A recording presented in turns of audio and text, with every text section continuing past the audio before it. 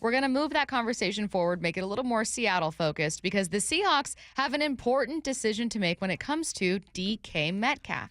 DK Metcalf right now under contract, right? But he's their superstar quarterback. This isn't me saying he's as good as Justin Jefferson, but guess what? You got to pay your stars, and Seattle's got a decision to make with DK. Yeah, they do. DK has to go out and do what I think he's capable of doing, and that's 1,100, 1,200 yards, going for 8 to 12 touchdowns.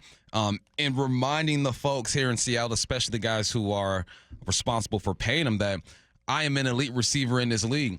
We talked about Justin Jefferson getting paid, and he got paid because I think you and I both agree he's top 3 at that position.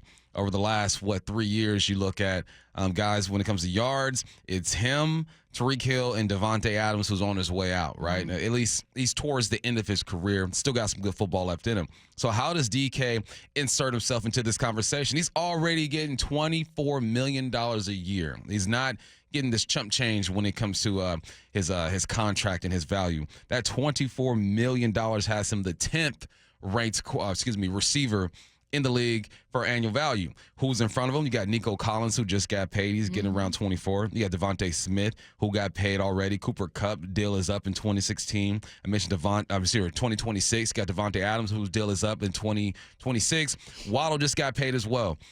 We talk about timing of everything, and this is DK's chance to go out and make himself some money. The scary part about this situation is that if DK goes out and puts together a year that you and I feel like he's capable of doing, he's going to require and demand around $30 million a year. Yep. What does that do to your roster?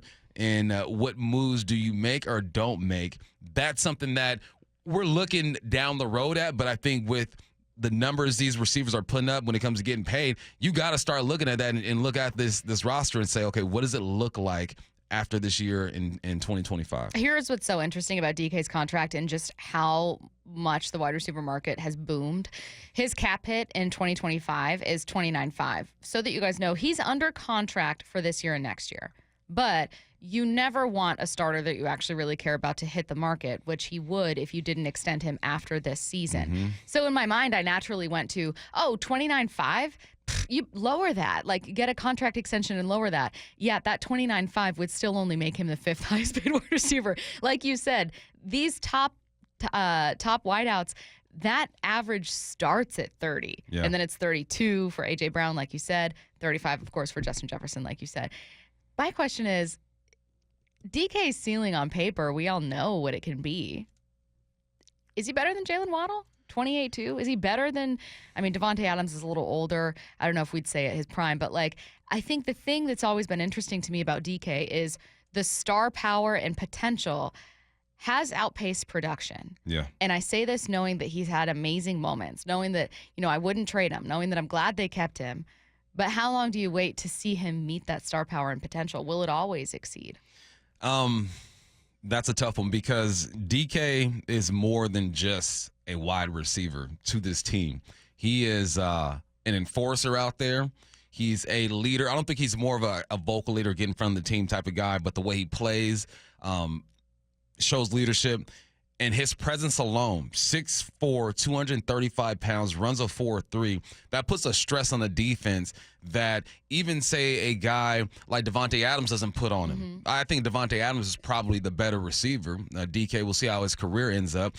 But Devontae Adams doesn't put that physical type of pressure on the defense. He's going to mix you up. He's great in the red zone, got great hands, good routes. But DK's presence just does something else. So when you start breaking down his value to a team, I would assume that his agent is going to sit down at the table and say, who else is 6'4", 235 and is the most physical receiver in the game? A.J. Brown is the only one I can think of. Yeah. Even A.J. Brown doesn't play with that type of physicality. Does he do things better than DK? Yeah, for sure. I think every receiver has their niche and that thing that they do. But it's the physical presence of DK that is something crazy. And we look at his best years, man. In 2020, he had 1,310 touchdowns. In 2021, he had 12 touchdowns.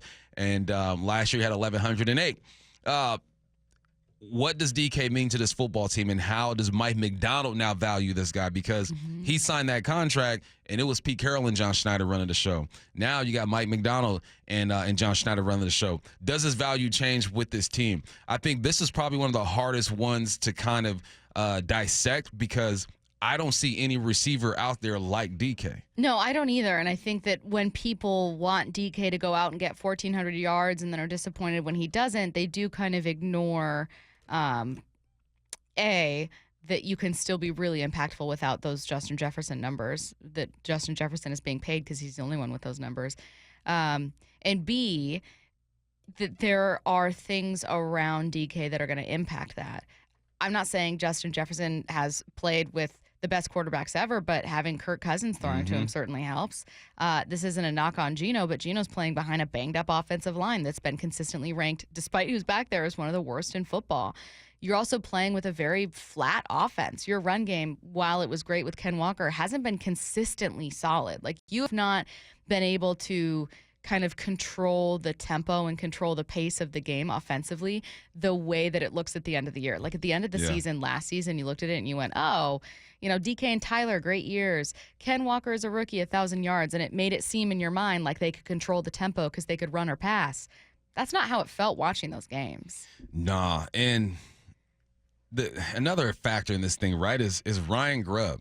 Everything I'm reading and seeing about Ryan Grubb in this offense is that he is going to push that football down the field. Where does DK excel the most? When that ball is up in the air and he's behind the defense making those big plays. So he has an opportunity here. I think there's still room for DK to grow because he was under a coordinator in Shane Waldron who we felt like at times got lost, and maybe DK got lost in the mix. It's funny I'm saying DK got lost in the mix. He started 1,100 yards last year and 8 touchdowns. But when you look at what Ryan Grubb did with Rome and McMillan and Polk, you're looking at this same group and saying, what's the possibility with him, Tyler Lockett, and JSN? I think another factor in this whole deal is how long does Tyler want to play? And what type of jumps is JSN going to make in his game? Because what if JSN goes off? And because JSN resembles more of a McMillan to me in a Ryan Grubb's type of offense, right? What if he goes off and he puts up 1,100, 1,200 yards? Are they looking at DK different now and saying, all right, well, you just lost value because this young man is doing his thing? Or do they look at those two and say, this is a dynamic duo and we need it? Because there's some groups out there, some group receivers who are going to get it done. I'm looking at the Texans and what they got over there and saying, I cannot wait to see that trio. I'm looking over there in Miami and seeing what they got going. So as much as we want to pay these receivers $30+ million, I think you always need a solid number two. And just because of where Tyler Lockett is with his age, we don't know how long he's going to play. It makes this a really complicated situation. But the best thing to happen for this team is to have DK go off this year, and we're having tough conversations at the end because that means the offense was flowing. JSN got his thing going, and Ryan Grubb is settling into the NFL game. But, this is going to be a tough one, man, because, again, there is no 6'4", 235 receivers that play like DK. You can point out all his flaws. Everyone's going to point out, but someone pointed out his penalties and fighting. I think that tapered down last year. I don't know what the numbers are, but I'm pretty sure that tapered down last year. You can look at maybe sometimes he doesn't make the most difficult catch, but you know what it's like when he gets going and those knees are up and he is striding towards the end zone. Ain't too many receivers that can do what he does. Again, in an ideal world, you'd have the much cheaper and younger, I don't want to say much younger, DK's 26, JSN absolutely take off, put up 1,200 yards, and you're like, whew, we got to save money here. How great. But you don't have that right now. No. And on the other end of the spectrum, as you mentioned, Tyler's age, you have a wide receiver who could be on the move sooner rather than later. Joe in Bellevue, let's talk about some of those stats and where DK's responsibility lies. Joe says, Seahawks had a terrible third down conversion rate and mediocre offense with DK on the team. Not saying he can't be a great receiver, but it hasn't translated to a great offense. DK don't call the plays. He don't call the plays. And that's what makes this conversation so interesting because it's almost like DK gets a fresh start. He is a new offensive coordinator and a guy who I feel like is going to use DK and these receivers in different ways than Shane Waldron did. We knew that Shane Waldron wanted to be heavy with the tight end scheme. We didn't see a lot of that, but he was a tight ends coach with the Rams. In conversations, he mentioned that. That's why Noah Fant was going to be so big. Ryan Grubb, he uses his tight ends, but it was more about stretching that ball on the outside. So that's why I look at this situation with DK, and I said this is a new opportunity for him. He's starting fresh. He's starting all over. Third down conversions are tough because DK don't call the plays. What formation are you going to be in? Have you been successful running the football? What's your play action looking like? We know RPOs are going to be big this year as well. There's so much of the unknown that it's hard for me to look at last year and Shane Waldron in this offense and say, well, it didn't happen last year. It's not going to happen this year. It's a fresh start over here this year. So there's more to find out about DK this year than we have in the past 3 or 4 years just because of the new offensive coordinator.